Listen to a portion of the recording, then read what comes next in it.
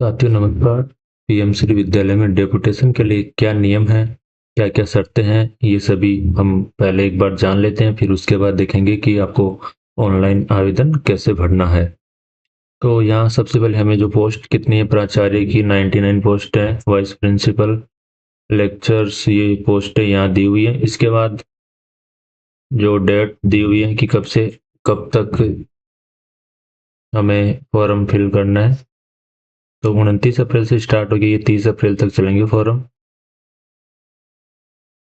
Principal, vice principal और lectures 2 district select कर पाएंगे और 2 डिस्ट्रिक्ट में अधिकतम 5 स्कूल सेलेक्ट कर सकते हैं। मिनिमम 1 स्कूल सेलेक्ट कर सकते हैं, 2 अपने अकॉर्डिंग जितनी चाहे उतनी कर सकते हैं, लेकिन मैक्सिमम 5 कर पाएंगे।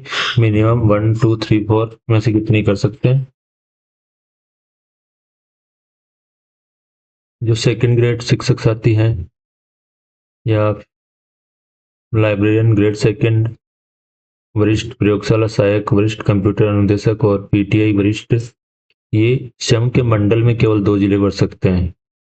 और जो थर्ड ग्रेड है वो केवल एक ही जिला जिसमें वो कार्यरत हैं वो फिल कर सकते हैं। साथ ही एक नोट दिया हुआ है कि इंग्लिश मीडियम स्कूल विवेकानंद एमजीजीएस बालिका सैनिक स्कूल केजीबी में पहले से इंटरव्यू एग्जाम देके जो पदस्थापित हैं वो कार्मिक आवेदन के लिए पात्र नहीं होंगे। पहली शर्त यह है कि अगर आप अप्लाई कर रहे हैं तो आपकी फर्स्ट डिवीजन होना जरूरी है। 10th 12th graduation, post graduation और बीएड तीनों में 60% मिनिमम आपके होने चाहिए। अगर आप परसेंटेज 60% से कम है तो आप अप्लाई नहीं कर पाएंगे।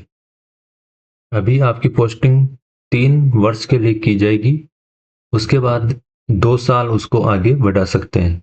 तो 5 साल के लिए आप उस विद्यालय में कम से कम रहेंगे।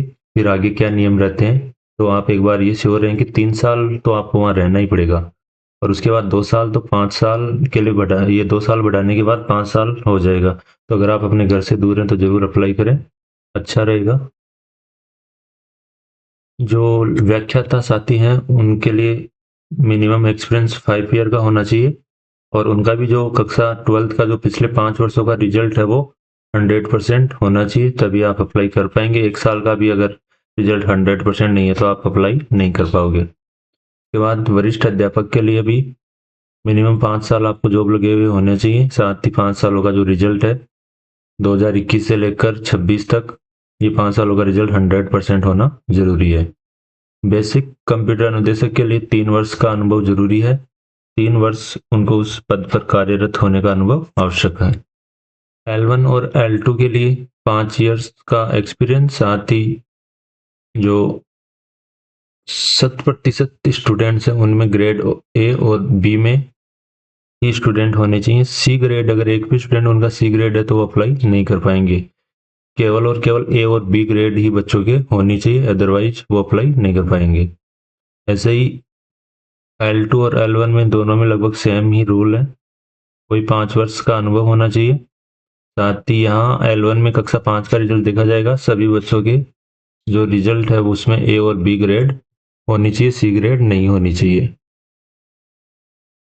फिजिकल टीचर्स के लिए 5 ईयर का अनुभव होना चाहिए। यहाँ इनके रिजल्ट वगैरह की कोई इनका रिजल्ट होता नहीं तो उसमें कोई कंडीशन नहीं दी हुई है।